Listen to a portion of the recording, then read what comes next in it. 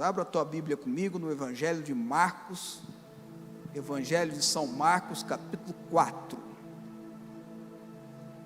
Evangelho de São Marcos, capítulo de número 4, a partir do verso 2. Assim, Jesus lhes ensinava muitas coisas por parábolas no decorrer do seu doutrinamento. Verso 3, ouvi, eis que saiu o semeador a semear. E ao semear, Jesus está contando essa história, uma parte caiu à beira do caminho, e vieram as aves e a comeram. Outra caiu em solo rochoso, onde a terra era pouca, e logo nasceu, visto não ser profunda a terra. Saído, porém, o sol a queimou, e porque não tinha raiz, secou-se. Verso 7, outra parte caiu entre os espinhos, e os espinhos cresceram e a sufocaram, e não deu fruto. Outra, enfim, caiu em boa terra, e deu fruto, que vingou e cresceu, produzindo a 30, a 60 e a 100 por um, e acrescentou, quem tem ouvidos para ouvir, ouça. Verso 10, quando Jesus ficou só, os que estavam junto deles, com os 12, o interrogaram a respeito das parábolas, e ele lhe respondeu, a vós outros vos é dado conhecer o mistério do reino de Deus, mas os de fora, tudo que se ensina por meio de parábolas, para que vendo vejam e não percebam, e ouvindo ouçam e não entendam, para que não venha a converter-se e ache perdão para eles. Eu vou parar por aqui.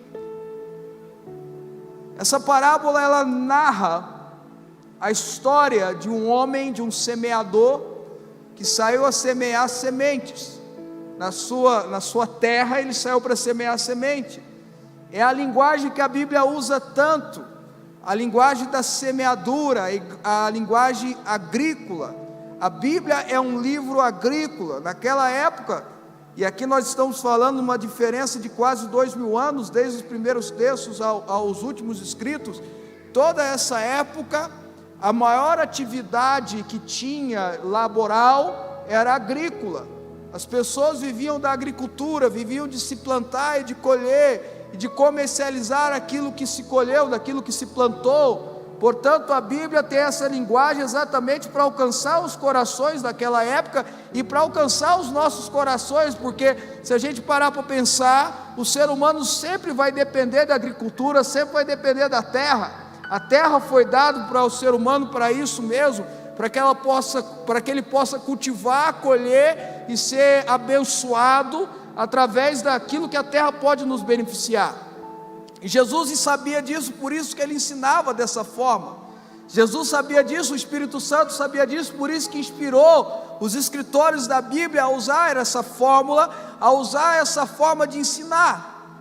E Jesus, nesse texto, ele fala sobre a semeadura, e é lógico que o tema principal desse texto é o pregar da palavra, é a palavra de Deus a ser ensinada, e a forma que as pessoas recebem a palavra de Deus.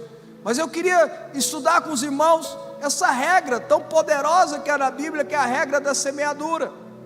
O apóstolo Paulo, por exemplo, no livro de Gálatas, tem vários versículos que falam sobre lei de semeadura. Em Gálatas ele fala algo até mais poderoso, ele diz assim, de Deus não se zomba, tudo que o homem semear ele vai colher. Paulo fala isso também em 2 Coríntios capítulo 9, na condição ou na quantidade da semeadura vai ser a colheita. Provérbios, Salomão fala muito sobre essa linguagem de plantar e colher. Plantar coisas boas, colhe coisas boas. Plantar coisas ruins, colhe coisas ruins. A Bíblia é cheia dessa linguagem. É importante que a gente entenda que existe esse princípio, e esse princípio é divino. Por ser um princípio divino, eu e você não podemos fugir. Por ser um princípio, por ser uma regra divina, eu e você estamos sujeitos a ela. O ser humano está sujeito a essa regra de plantar e de colher, de semear e de receber. Jesus ensinou que digno é o trabalhador do seu salário. Quando a gente usa esse texto, não é apenas o salário de receber no final do mês, depois de um tempo de trabalho, depois de uma jornada de trabalho. não só nesse sentido, mas também no sentido de você ter produzido alguma coisa, seja ela espiritual ou natural, seja ela física ou sobrenatural, e colher da mesma forma. Vocês estão entendendo, irmãos? Quem está comigo aqui? É uma regra divina. E aí, quando eu estudo isso, quando eu escuto no meu coração essa voz, eu tenho um sentimento no meu coração, uma voz queimando no meu coração há alguns meses, dizendo, Eclesiastes capítulo 3, quando fala lá de há tempo para todas as coisas, e uma das coisas que Deus revela através de Salomão, que é tempo para plantar e tempo para colher. E aí Deus fala muito comigo, tem colocado esse sentimento no meu coração: se eu não estou colhendo ainda, é porque não é tempo de colheita, e se não é tempo de colheita, é tempo de semeadura. Eu preciso semear. Se é algo de Deus para você, se você não está colhendo ainda, é porque não é tempo de colheita. Se não é tempo de colheita, é tempo de semeadura. Quer dizer que você precisa semear. Quem está comigo? Mas aí vem aquela preocupação: como é que eu vou semear e vou colher? Ou melhor dizendo, quando é que a minha semeadura vai dar certo? Quando é que a minha plantação vai vingar? Eu não sei se você tem essa preocupação, eu tenho. Eu quero semear no lugar certo. Eu quero semear a boa semente. Se a Bíblia fala que quem planta vento colhe tempestade, eu não quero plantar vento. Vocês estão entendendo, irmãos? Eu quero semear boas sementes, eu quero semear na boa terra, mas como identificar o que é isso? E aí, através desse texto, a gente tira algumas respostas para isso. Primeiro, na explicação de Jesus, a partir do verso 13, depois você pode ler em casa com mais tranquilidade, eu vou tentar resumi-la. A Bíblia, Jesus vai explicando para os discípulos, e ele fala com muita clareza: a vocês que são discípulos, a vocês que me seguem, é dado conhecer os mistérios do reino de Deus, mas aqueles que só estão aqui para comer do pão que eu multiplico, aqueles que só estão aqui para ver milagres, aqueles que só estão aqui para andar comigo, seguir a multidão, não, eles escutam e ficam sem entender. O discípulo de Cristo Jesus entende os mistérios do reino de Deus, o discípulo de Cristo Jesus cresce na palavra do Senhor, o discípulo de Cristo Jesus cresce na revelação divina, o discípulo de Cristo Jesus cresce no conhecimento do Espírito Santo. E aí ele vai ensinar. Ele começa a dizer assim: uma parte caiu à beira do caminho. O semeador saiu para semear a semente, jogou uma parte à beira do caminho, e por estar à beira do caminho, aves de rapina, o texto diz isso, vieram e roubaram a semente. Veja, eu quero que vocês entendam, o lugar é importante, o lugar da semeadura é importante. Qualquer semente não pode estar à beira do caminho, não pode ser jogado com desdém, não pode ser jogado de canto. Quem está entendendo o que eu estou dizendo? A semente não pode ser semeada de qualquer jeito. A semente que você está querendo semear, seja no seu casamento, que você precisa semear, seja no seu casamento, seja profissional, seja espiritual, seja em qualquer área, não pode ser de qualquer jeito, não pode ser jogada à beira do caminho, porque se for jogada à beira do caminho, se for jogada de qualquer jeito, as aves de rapina virão roubá-la. E o Senhor Jesus, na explicação, diz que a ave de rapina é uma ação do diabo, são demônios, são espíritos malignos. Se eu semeio a semente de qualquer jeito, espíritos malignos vêm e roubam a minha semente. Quem está comigo, diga amém. Tem um texto da Bíblia em Gênesis, eu anotei aqui em Gênesis capítulo 15, que a Bíblia diz que Abraão preparou um sacrifício ao Senhor, e a Bíblia diz que aves de rapina vieram tentar roubar aquele sacrifício. O sacrifício ao Senhor era uma forma de adoração. O holocausto no Antigo Testamento, essa expressão era a forma de adoração, era oferta de adoração, e a Bíblia diz que aves de rapina tentavam roubar a adoração. A adoração é uma ótima semente. Quando você adora ao Senhor, você mexe com o coração do Senhor. Quando você adora ao Senhor, você declama o seu amor por Deus. Quando você adora ao Senhor, independente das circunstâncias, não importando com as circunstâncias, importando com o alvo da sua adoração. É algo poderoso, é algo que incita o coração de Deus, que mexe com o coração de Deus. Então a Bíblia diz, é uma boa semente. Então a Bíblia diz que as aves de rapina tentaram roubar aquela boa semente de Abraão. Mas o que Abraão fez? Gênesis capítulo 15, expulsou, enxotou, afastou elas. Escuta, meu irmão, é obrigação sua afastar as aves de rapinas que tentam roubar a tua semente.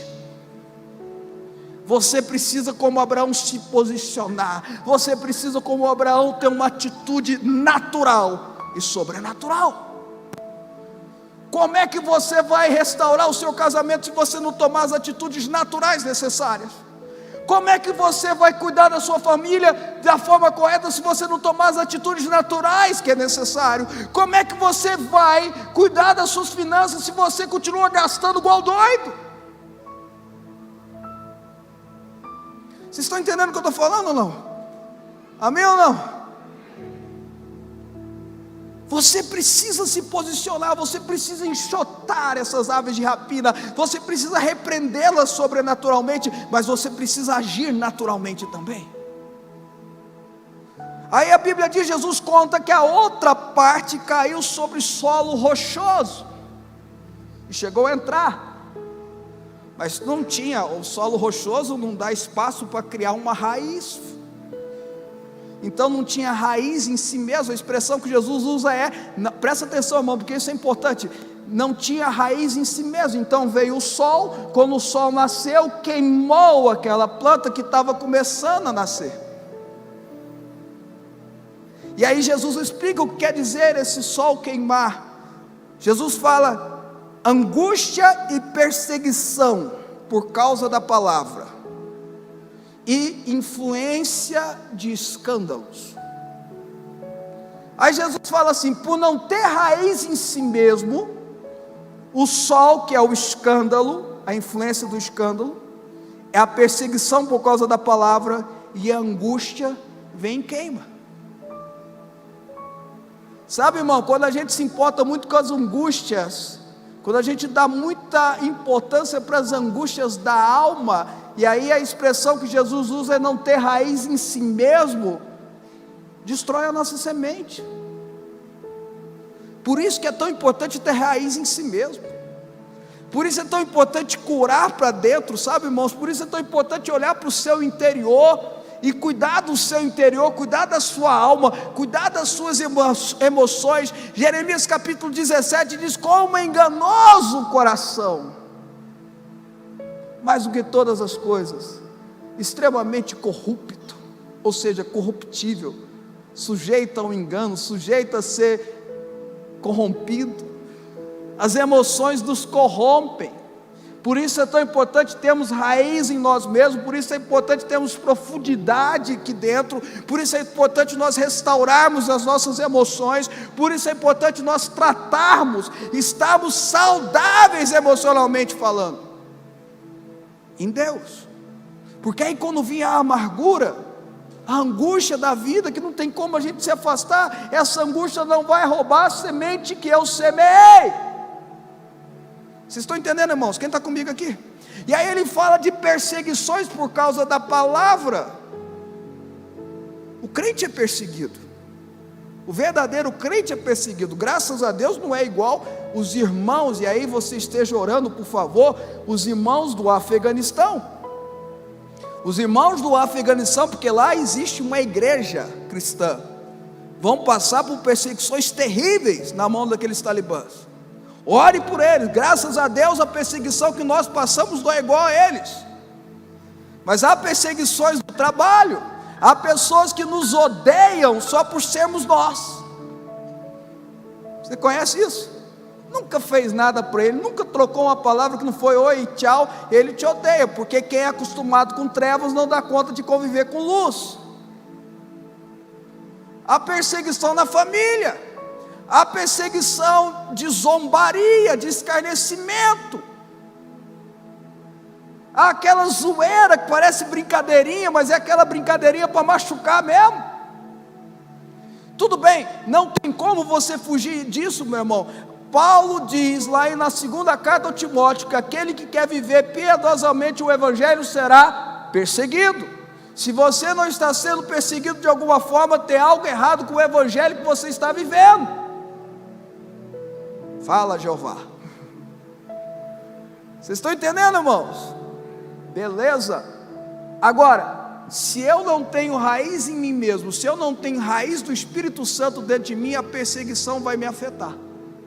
E vai roubar a semente, vai sufocar a semente, vai queimar a semente. Vocês estão entendendo o que eu estou falando, irmãos? Isso é sério. E os escândalos? Ah, mas tem um escândalo, pastor fulano de tal. Ah, o escândalo. A gente sempre fala de escândalo, a gente sempre lembra de pastor aprontando, não é? Líder religioso aprontando. Primeiro, se líder religioso apronta, é porque ele está precisando encontrar com Jesus. É porque ele se afastou de Jesus. O que importa é Jesus, não é o líder religioso. Eu não estou na igreja por causa de líder religioso, eu estou na igreja por causa de Jesus. Ponto. Mas a gente sempre pensa no líder religioso e esquece que tem outros tipos de escândalo, né? Quer ver um bom escândalo? Estou cheio de problema em casa, meu filho ficou doente, vou parar de servir a Deus, porque eu sirvo a Deus e meu filho fica doente. Estou servindo a Deus e o meu ente querido morre. Eu vou lá, o bispo falou que Deus cura o Covid e meu filho ou meu parente não resistiu. São escândalos. Se eu não tenho raiz em mim mesmo, esse escândalo me afasta e rouba a semente que eu estava plantando em Deus. Irmãos, escuta. Ninguém consegue explicar o motivo da pandemia. Ninguém consegue explicar o motivo espiritualmente, biblicamente. É lógico que todo mundo tem uma tese, tem uma teoria, mas ninguém consegue explicar. A verdade é, ninguém sabe o porquê. Deus sabe. E isso basta. Vocês estão entendendo?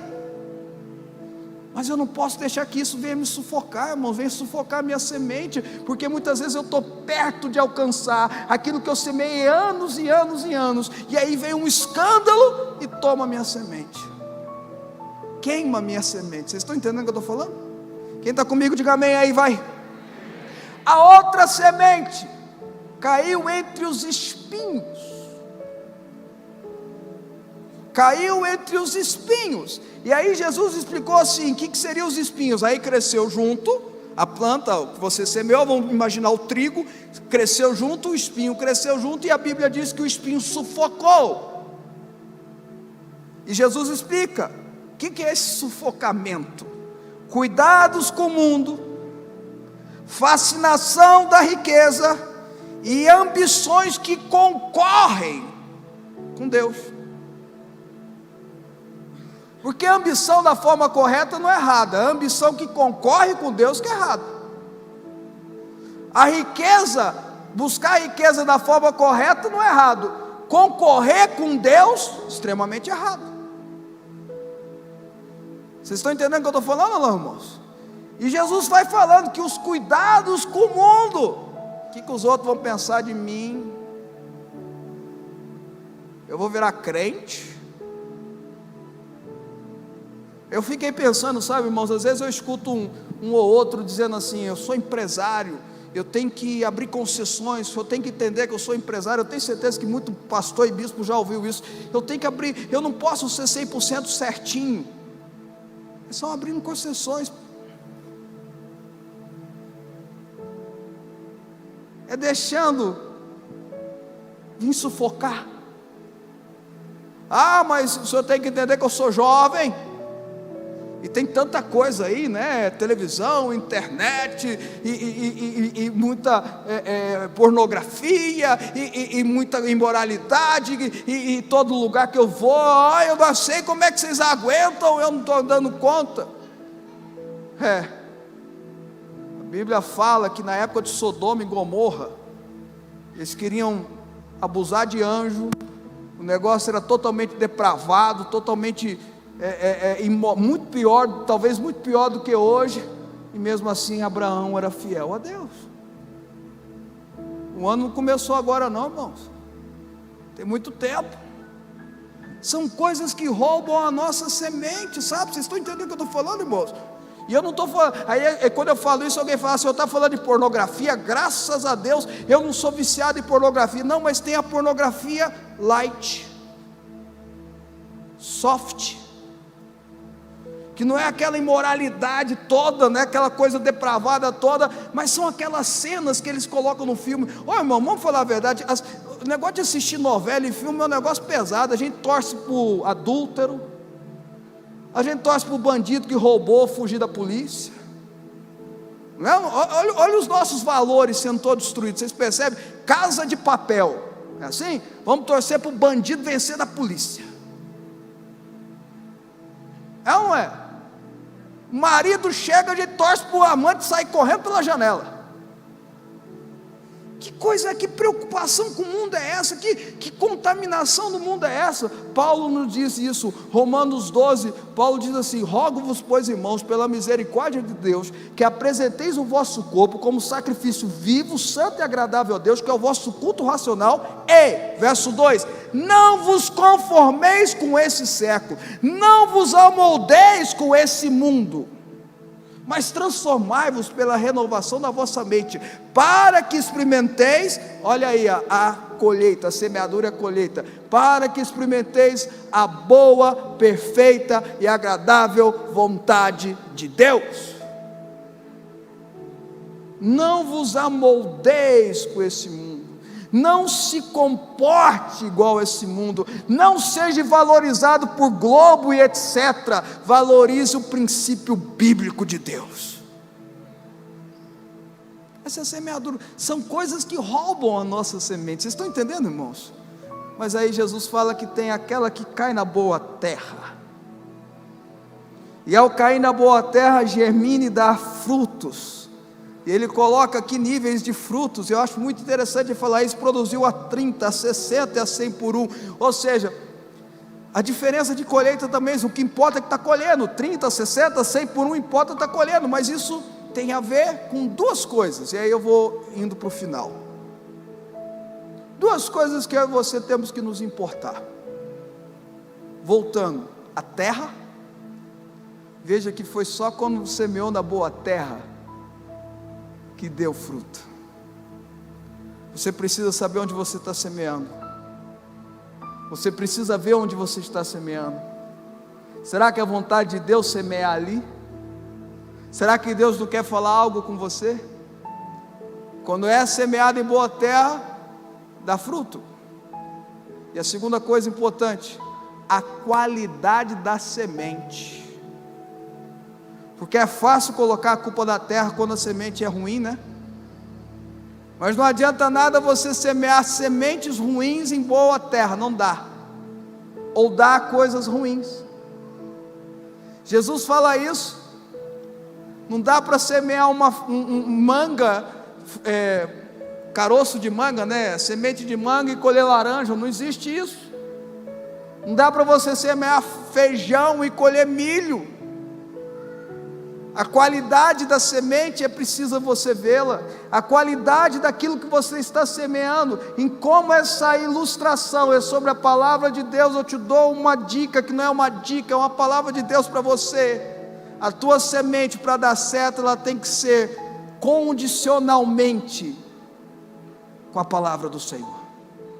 Se ela não é igual, se ela não encontra basamento, se ela não encontra encaixe, se ela não está na Bíblia, esqueça.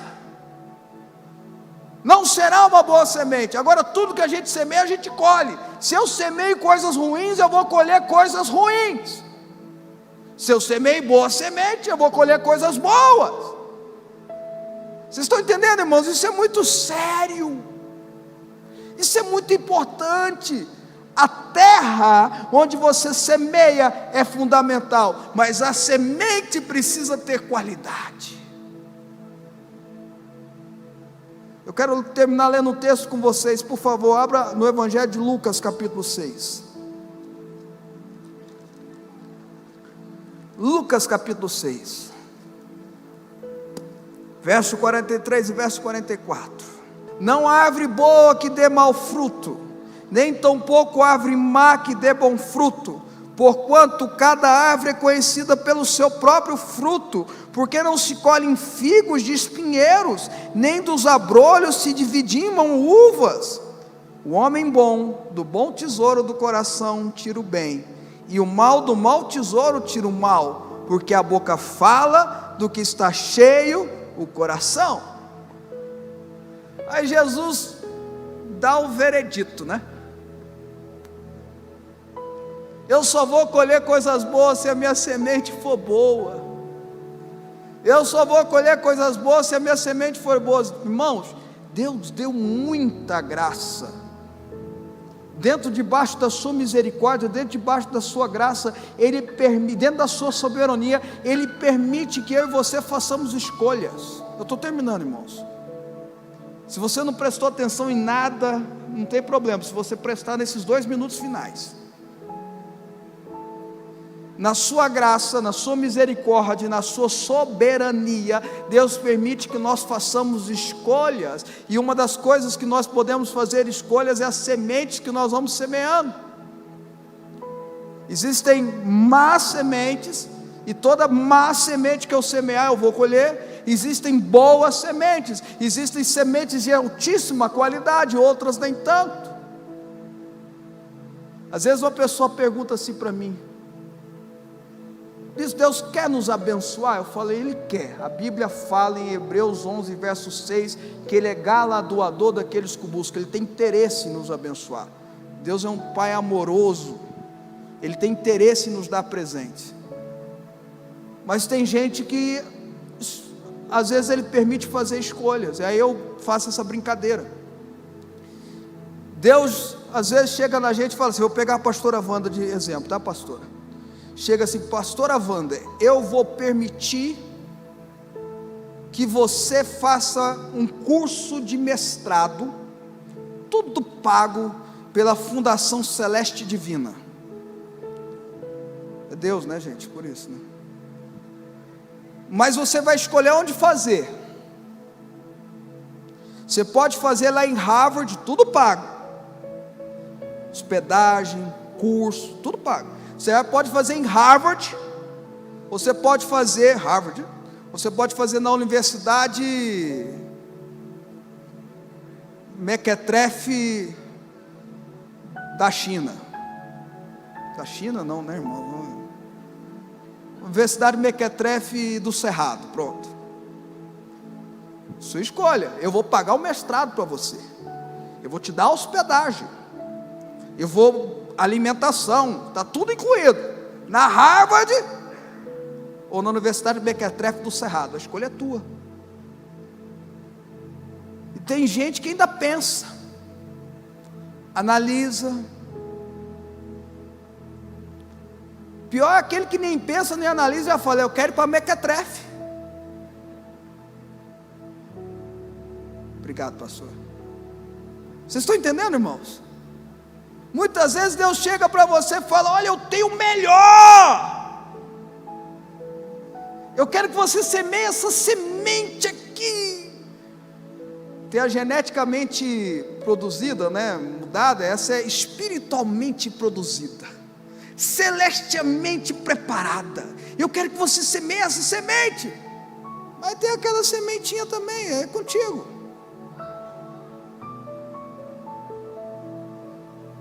Essas são escolhas que eu faço. A terra e a qualidade da semente.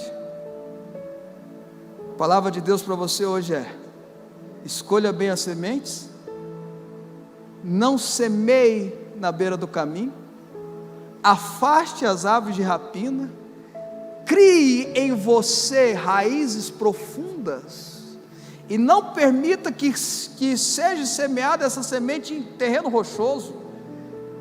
Não deixe a semente cair entre os espinhos. Não permita que a preocupação com o mundo, com as riquezas, venha te contaminar. Pega essa boa semente e joga na boa terra. Boa terra, porque vai germinar 30, 60, 100 por um. Você crê nisso?